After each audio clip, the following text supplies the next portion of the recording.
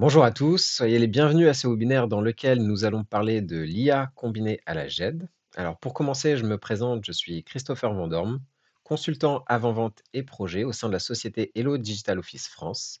Donc Hello, c'est un éditeur de solutions de GED depuis maintenant plus de 25 ans, avec un peu plus d'un million d'utilisateurs qui sont répartis dans environ 40 pays en tout. Alors, ça va être sur cette solution que je vais me baser aujourd'hui pour, illustrer le sujet qu'on va traiter et notamment donc pour tout ce qui va concerner les cas d'usage ou les démonstrations que vont offrir, l'IA aujourd'hui dans une gestion électronique de documents, donc dans une GED. Si vous avez des questions, vous pouvez directement les poser par écrit dans l'interface de cette conférence et je prendrai bien sûr quelques minutes à la fin de la présentation pour les collecter et y répondre si ce n'est pas déjà fait. Dans le cas où on n'aurait pas le temps de répondre à vos questions, bien sûr, on se permettra de revenir vers vous par mail pour pouvoir y répondre et vous apporter une réponse plus complète. Bien, alors l'agenda du jour est relativement complet, donc ce qu'on va commencer par faire, c'est tout simplement voir déjà, eh bien, la GED jusqu'à aujourd'hui, donc ce qu'il est possible de faire, ce qu'on fait déjà aujourd'hui, ce qui est déjà en place. Ensuite, on parlera un petit peu de l'IA, ce que c'est, les quelques définitions et aussi un peu comprendre ce que ça apporte et ce que ça peut faire. Et puis ensuite, on va venir, eh bien, combiner un petit peu tout ça et voir un peu ce que l'IA peut apporter à une GED, donc l'IA au service de la GED, avec notamment des cas métiers, des cas concrets qu'on pourra illustrer un petit peu plus tard dans le PowerPoint, donc par le biais notamment d'une, démonstration qui sera faite, sur, ma machine. On verra également donc comment, l'IA peut apporter des éléments au niveau de la collaboration et un nouveau travail que l'on appelle un travail hybride. Ensuite, on parlera évidemment un petit peu de gouvernance et conformité, au niveau de tout ce qui va être RGPD ou de normes ISO. Donc après cela, on fera cette fameuse démonstration avec plusieurs cas établis et qui permettront de mettre en avant un peu ce qu'on peut faire aussi aujourd'hui, notamment avec Hello sur l'IA. Et on fera enfin une petite conclusion avec les bénéfices qui sont mesurables par rapport à ça et une conclusion avec les perspectives d'avenir. Bien, alors pour commencer, donc la gel jusqu'à aujourd'hui. On va commencer par voir les fonctionnalités d'une solution JED, la CAD-DELO par exemple. Donc, qu'est-ce qu'une GED et qu'est-ce que sont les fonctionnalités que cela propose? Donc, GED pour gestion électronique de documents, hein, comme je l'ai déjà dit, c'est un espace documentaire qui va être centralisé et qui va permettre de traiter le cycle de vie des documents d'entreprise, que ce soit de leur conception jusqu'à leur archivage. Ça va passer par plusieurs étapes qui sont représentées ici. On va commencer par la phase de capture. Donc ici, c'est notamment piloter des scanners pour dématérialiser les documents. On va avoir une phase également de centralisation. Donc ça permet de rassembler les différentes sources documentaires, que ce soit mail, scan, documents numériques ou qui soient produits par une application tierce, par exemple. Et le tout vers un seul et même point d'accès. On va avoir aussi l'archivage sécurisé, c'est-à-dire donc que notre accès à cet espace documentaire sera fait via un compte qui va être personnalisé avec des droits qui vont être établis en fonction du profil connecté et ce qui peut être gouverné donc soit directement par la solution en elle-même ou ça peut même être légué par exemple à un service Microsoft qui s'occupera de cette connexion. On va avoir toute la partie gestion de contenu. Donc ça permet, la gestion des différentes typologies de documents et notamment aussi de leur index. Donc cette indexation, elle va pouvoir être manuelle ou automatisée. D'ailleurs, on aura, l'occasion d'en reparler un petit peu plus tard, notamment avec l'IA. On va avoir une phase de gestion de processus. Donc ça, notamment, c'est le point fort d'Hello. Les processus de validation ou de contrôle qui vont permettre de dématérialiser des circuits d'approbation. On va avoir ensuite la recherche, donc ça, c'est l'argument premier en général qui va justifier l'utilisation d'une GED, c'est de pouvoir retrouver facilement, aisément, donc n'importe quel document d'entreprise. Une bonne solution de GED à ce niveau-là va pouvoir s'appuyer sur les index, mais elle va pouvoir également s'appuyer sur le plain texte, donc c'est-à-dire le contenu des documents, pour pouvoir définir sa recherche de manière un peu plus précise. Et enfin, donc on a la partie collaboration, donc c'est pas forcément commun à toutes les GED, mais c'est présent notamment dans Hello, c'est pour ça que je l'évoque. Et ça va être la possibilité d'échanger, de travailler autour des documents. Donc que ce soit entre, utilisateurs, pouvoir s'envoyer des messages en simultané, soit pouvoir faire un travail directement en même temps sur un même document. L'IA, donc compréhension et définition. Alors, la première définition déjà de l'IA, donc l'intelligence artificielle, ça désigne l'ensemble des technologies et méthodes qui permettent à une machine de simuler certaines capacités cognitives humaines, comme apprendre, raisonner, comprendre un langage, reconnaître des images ou des sons et prendre des décisions. On va détailler un petit peu plus cela, évidemment. Donc, ce qu'on peut voir, c'est que les IA vont pouvoir se distinguer en trois grandes branches, trois grands principes de fonctionnement. On a tout d'abord l'IA symbolique. Donc, l'IA symbolique, c'est l'approche historique de l'IA qui est basée notamment sur des règles logiques qui ont été décrites par des humains en amont. Donc, c'est sur une formalisation de règles logiques qui sont explicites et qui ont été données par des experts humains. Le principe, en gros, c'est si telle condition est remplie, alors telle action. La deuxième, donc, c'est le machine learning. Donc, c'est l'IA qui va apprendre à partir de données existantes pour pouvoir faire des choix, que ce soit des prédictions ou des classifications. L'ordinateur, il va apprendre à partir de données existantes pour pouvoir eh bien, déterminer la suite sans que l'on ait programmé toutes les règles. Là, on va entraîner, en gros, le principe ici, c'est d'entraîner le modèle sur un jeu de données, que ce soit avec des entrées et ce qu'on attend en sortie, pour qu'il puisse eh bien, généraliser sur de nouveaux cas. Le troisième, donc c'est le deep learning. Donc c'est une sous-catégorie du machine learning qui va permettre d'utiliser des réseaux de neurones artificiels profonds pour pouvoir être capable de traiter de grandes masses de données complexes, que ce soit texte, images, sons, etc.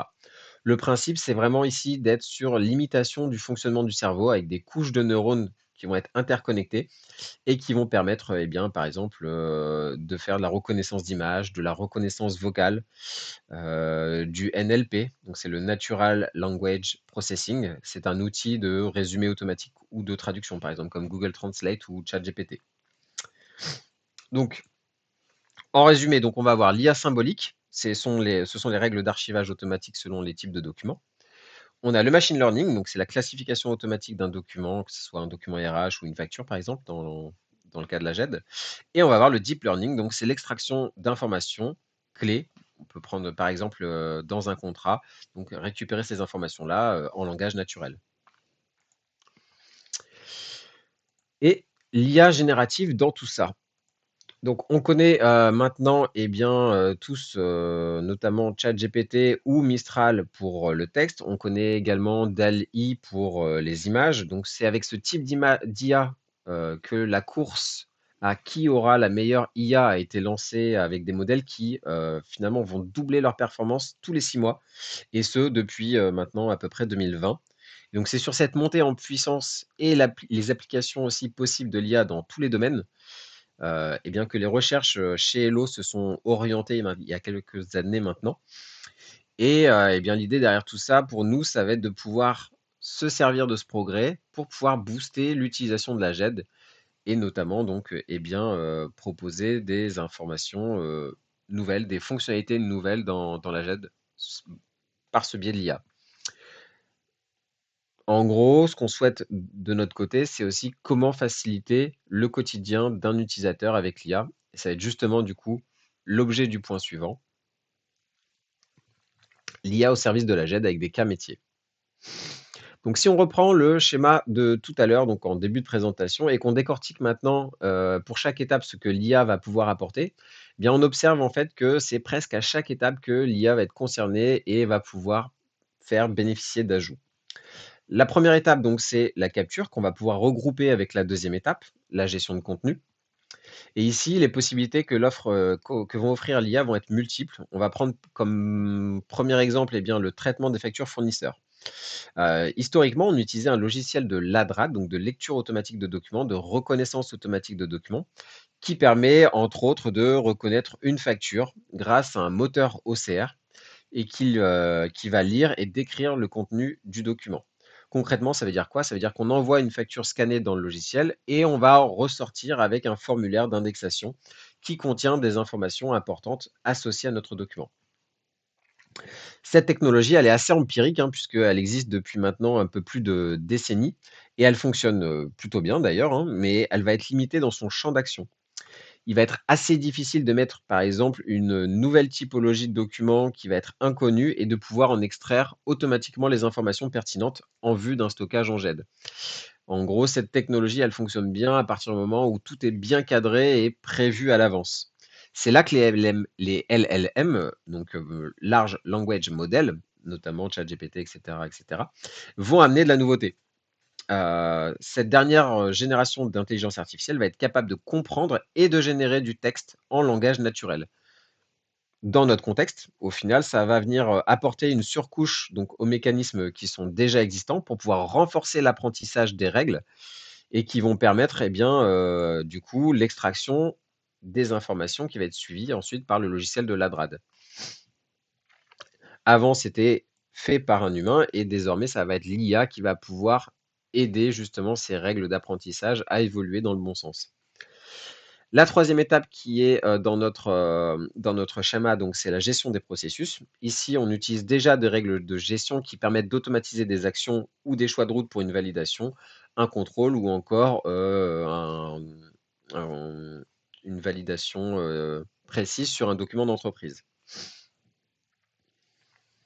Au niveau de la recherche, donc on imagine ici pouvoir interroger un référentiel documentaire avec un langage naturel, de pouvoir recouper aussi un document avec un autre et que ce soit proposé par l'intelligence artificielle à ce niveau-là sur la typologie de recherche qu'on aura pu émettre.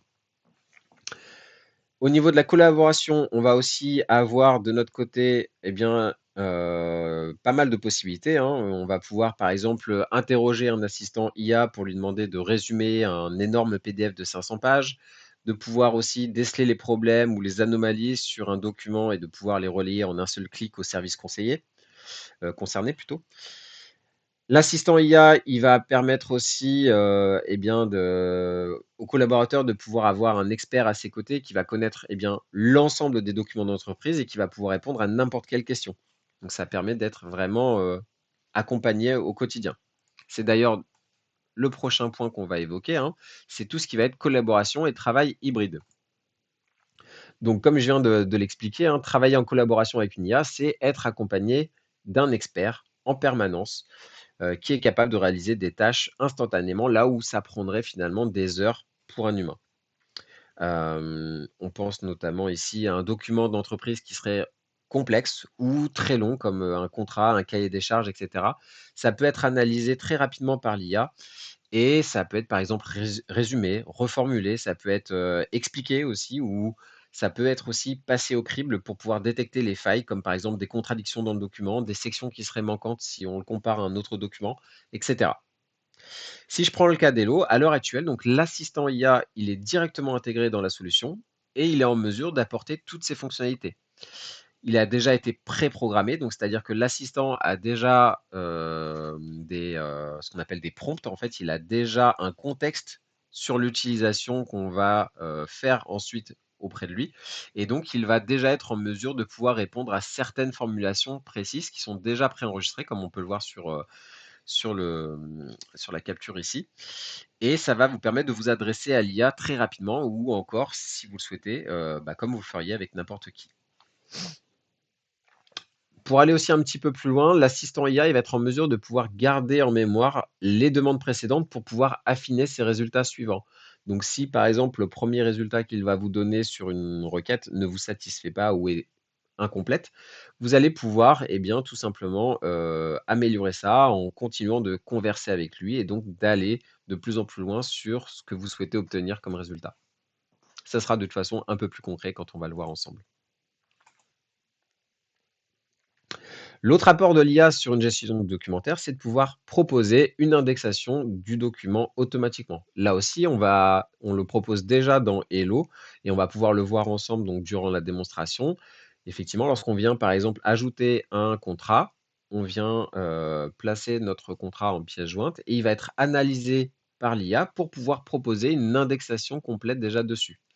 Par ailleurs, vous aurez aussi la possibilité d'utiliser l'assistant IA par la suite pour pouvoir avoir d'autres informations dessus et continuer de travailler aussi un peu plus profondément sur le document. Le point suivant, donc la gouvernance et conformité. Alors, le premier point de ce sujet qui va être vu, c'est plus au niveau des enjeux de la gouvernance documentaire.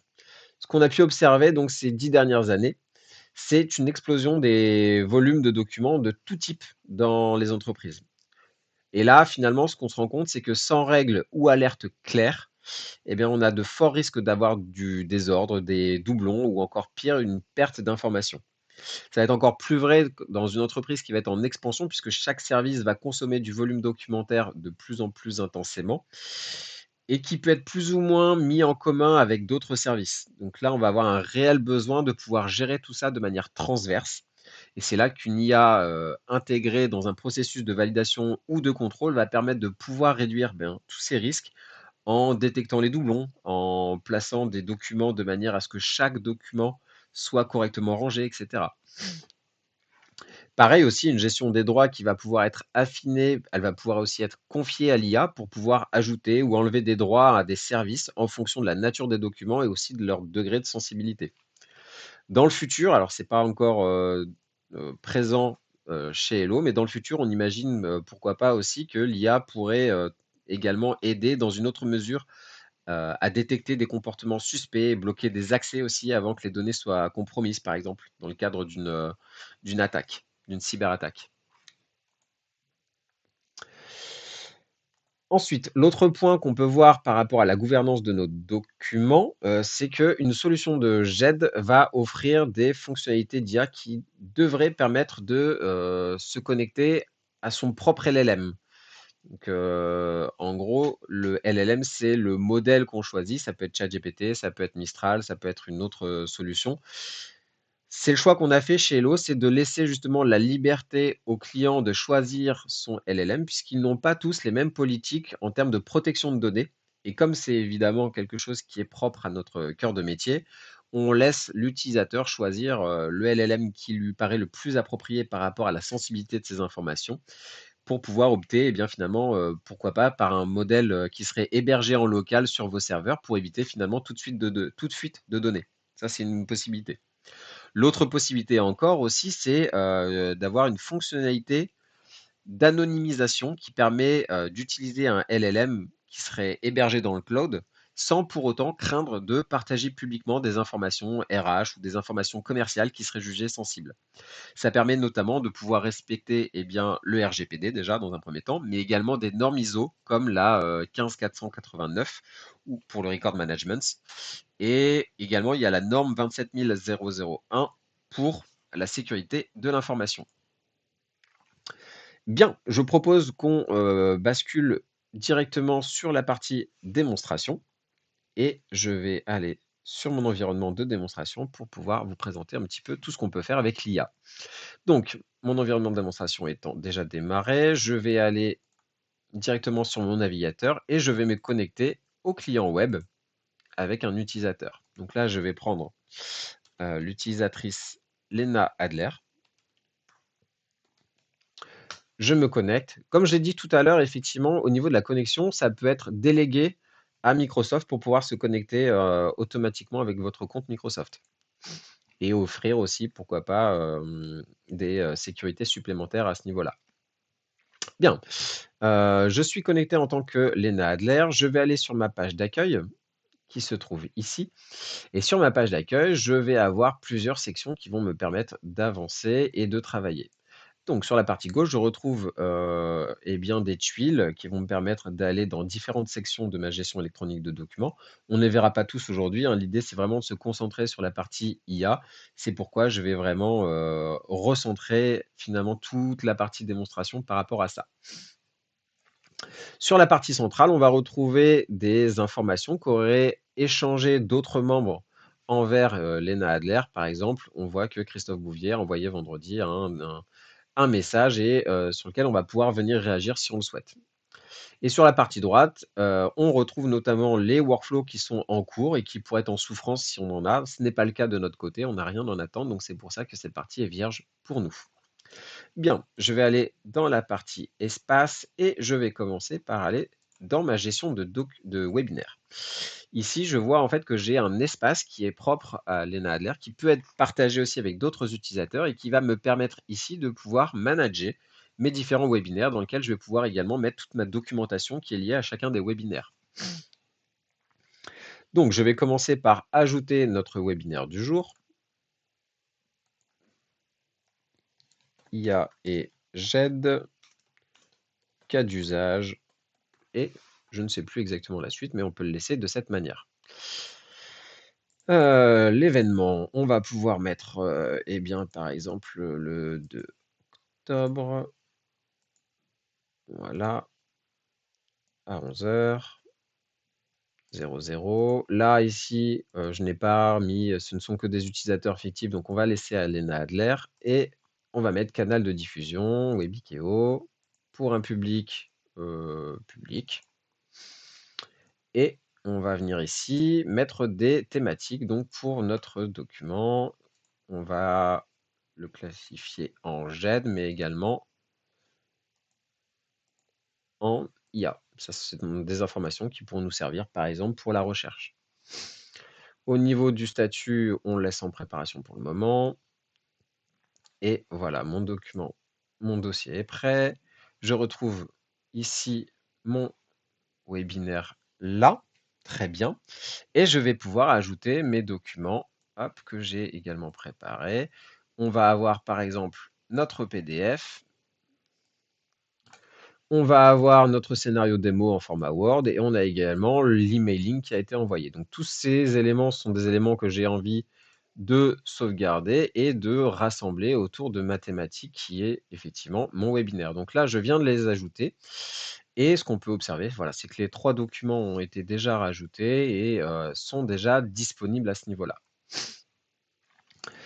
De mon côté, ce que j'ai uniquement préparé, c'est que j'ai souhaité que mes, documents soient enregistrés en plein texte pour pouvoir justement interroger l'IA par rapport à cela et pouvoir ensuite, par exemple, interroger l'IA sur mon document PDF. Et là, si j'interroge l'IA, donc qui est présent ici, je vais pouvoir lui demander, eh bien, soit de résumer, soit d'expliquer. Donc je vais par exemple lui demander de m'expliquer ce document, voir un peu ce qu'il contient. Et donc là, c'est l'intelligence artificielle qui va prendre mon document, qui va l'analyser et qui va venir me le résumer de manière plus ou moins concise. Donc là, ce qu'on voit, c'est que il m'a fait un résumé et qui m'a décrit avec, avec pas mal d'informations. Donc, c'est un webinaire qui est présent sur l'intelligence artificielle, qu'il est animé par Christopher Van Dorm, consultant chez Hello Digital Office France. On voit qu'il y a plusieurs thèmes qui sont abordés ici. Donc, on retrouve un petit peu tout ça. Et après, donc, il y a d'autres informations et on voit qu'il est en train de détailler finalement tout ce qu'on a pu voir ensemble sur le PowerPoint, puisque ce PDF, en fait, c'est tout simplement le PowerPoint que je vous ai présenté juste avant. Et donc là, on voit, voilà, on a toutes les informations qui sont précisées ici. C'est plus concis, c'est plutôt pas mal. D'ailleurs, on pourrait lui demander, de manière à ce que ça soit plus concis. Et donc là, l'intelligence artificielle va repartir de son premier point et va nous faire une version, voilà, vous voyez, voici une version plus concise du document. Et là, on voit il a raccourci finalement chacun des points qu'il avait énormément détaillés. Et on voit qu'on a un nouveau résultat qui est, qui est suivant le premier. On peut lui demander, par exemple, aussi d'enlever les détails, parce qu'on voit qu'à chaque fois, il met pas mal de détails. Et on va arriver sur un troisième résultat qui sera encore plus affiné par rapport à ce qu'on a fait. Donc là, voilà, on a juste les points clés et le contact. Vous voyez, on est arrivé sur quelque chose qui était extrêmement complet par défaut. Et on peut venir affiner notre résultat si on le souhaite par rapport à tout ça. Et ce qui fait que, eh bien, on a l'IA qui va venir réagir par rapport à tout ça et qui va prendre en compte à chaque fois nos demandes et venir eh bien, mettre tout ça en action pour pouvoir créer quelque chose de plus en plus précis. Je vais demander à créer, pour pouvoir sauvegarder cette petite recherche faite avec l'IA dans mon fil d'actualité. Et voilà. Et là, normalement, c'est fait. Si j'actualise, que je vais voir mon document, ce que je fais, c'est que vous voyez maintenant, on retrouve toutes les informations concises que j'ai mises ici. Eh bien, c'est Lena Adler qui a posté cette information, cet article, directement associé à mon document. Donc, les informations que j'ai pu extraire très rapidement avec mon IA sont déjà associées et sauvegardées à côté de mon document, ce qui peut aider aussi d'autres utilisateurs à s'en servir, par exemple pour de la recherche ou pour tout simplement, lorsqu'ils vont consulter le document, avoir eh bien, les points clés qui en ressortent automatiquement ici. Voilà, donc ça c'est pour la partie assistant IA qui nous permet à ce niveau-là de pouvoir, eh bien, sur un document qui vient d'être ajouté, d'avoir automatiquement eh bien, l'IA qui vient consulter notre document plutôt que nous de passer eh bien, sur le PowerPoint page par page pour eh bien, essayer d'en comprendre et d'en résumer les informations. L'IA peut s'en charger en quelques secondes. Ça permet vraiment d'avoir un gain de temps à ce niveau-là. Maintenant, ce que je vous propose de voir, c'est un deuxième cas concret, un deuxième exemple concret. Ça va être l'utilisation de l'IA sur un contrat, notamment pour pouvoir eh bien, en extraire de l'information, en extraire de l'indexation. Donc, je vais revenir sur ma page d'accueil. Je vais à nouveau dans mes espaces et là, j'ai ma gestion de contrat qui est présente. Et dans ma gestion de contrat, je vais venir faire un nouveau contrat. Ici, je vais pouvoir eh bien, déposer mon contrat. Alors, où est-ce que j'ai mis mes contrats? Je crois qu'ils sont ici. Eh bien, je vais prendre le contrat commercial 4. Donc, ce sont des petits contrats, hein, il n'y a pas. Voilà. Ils font 2-3 pages avec quelques informations. Donc, c'est un contrat type, mais avec quelques informations. Comme là, on voit c'est la société Aquapure, c'est la société Fresh Market. Donc voilà. On voit que la deuxième étape qui a été rajoutée, c'est l'analyse du contrat. Donc, lorsque je vais passer à l'étape suivante, il va prendre mon contrat et il va me l'analyser. Les propositions ont bien été déterminées. Si je vais sur la troisième étape, maintenant, ce que je peux voir, c'est que, eh bien, voilà, c'est un contrat de fourniture d'eau minérale entre Aquapure et Fresh Market. On peut voir voilà, qu'il y a Fresh Market SARL qui a été rajouté. On peut voir qu'il date du 28 septembre 2025. Voilà. Vous voyez, il y a pas mal de petites informations qui ont été mises automatiquement. La probabilité donc est relativement mise en avant par eh bien, soit une précision relativement faible, soit une précision relativement haute. Et quand elle est suffisamment haute, vous voyez que le champ passe automatiquement en vert pour une précision qui va jusqu'à 100%. On voit par exemple que là, la durée du contrat, il a trouvé, je pense, spécifiquement cette information-là, et donc il en est sûr à 100% que la durée du contrat est de 12 mois, que le délai de préavis est également de 2 mois. Donc, c'est des informations qu'il a trouvées et sur lesquelles il a un degré de certitude qui est relativement fort. Pareil au niveau de la description, donc là, la précision est un peu plus faible, mais on voit qu'il a également fait une description complète de notre contrat, donc pour déterminer un peu ce sur quoi le contrat porte et éviter donc d'avoir à lire l'intégralité du contrat pour nous et donc ensuite de pouvoir en faire un petit résumé. Donc voilà un petit peu comment ça fonctionne. Et ça permet d'avoir cette auto-indexation du contrat. Hop. Je vais rebasculer ici, donc sur la fin de la démonstration, pour maintenant parler un petit peu plus des bénéfices qui sont mesurables de notre côté. Ah, j'ai fermé sans faire exprès le PowerPoint.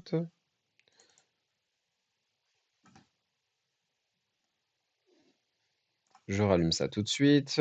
Hop, diaporama, et on est bon. Donc les bénéfices mesurables. Alors, le premier bénéfice qui est mesurable, ça va être un gain de productivité.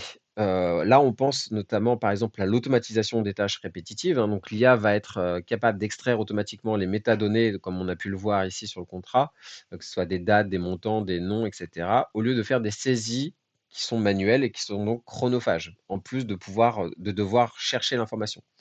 On va être aussi en mesure de pouvoir faire un classement intelligent. Il n'y a plus besoin de ranger les documents un par un. Là, c'est la GED qui va catégoriser et qui va indexer en quelques secondes. Et en fonction de cet index, qui va venir ranger le document. Pareil, au niveau de la recherche, ça va être accéléré puisque la recherche sémantique et contextuelle donc, va permettre aux utilisateurs de pouvoir, eh bien, en quelques clics, trouver le bon document, même s'ils ne se souviennent pas du titre exact, par exemple. Le résultat, c'est finalement que les collaborateurs vont passer moins de temps à chercher et donc plus de temps à produire de la valeur.